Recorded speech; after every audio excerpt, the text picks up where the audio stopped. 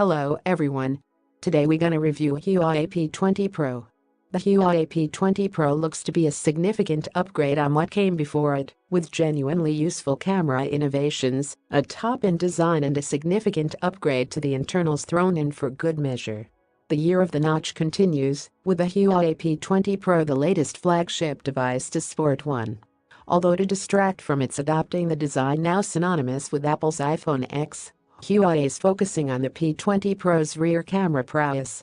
Announced alongside the Huawei P20, the P20 Pro comes with a much higher spec, including 3 cameras on the rear, that are set to be a big part of the marketing for the new handset. As well as those 3 cameras, everything else here looks high-end too. We've had a little time to try out the handset, and we've put together our first thoughts in this Huawei P20 Pro hands-on review.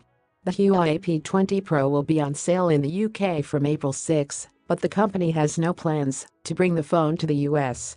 We don't currently know if it'll be coming to Australia either.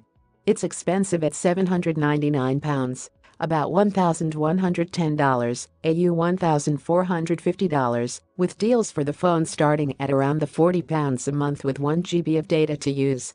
We've seen deals in the UK from the main networks like EE3, Vodafone and O2, plus you can also buy it directly from Carphone Warehouse too.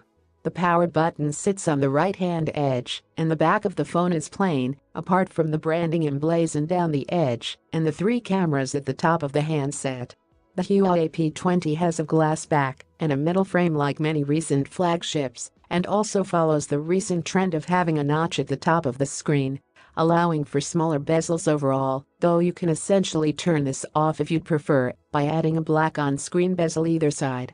Thank you for watching our video, and please if you liked it, give a like, a comment, and subscribe. Also turn the notification on to not miss any video. Thank you.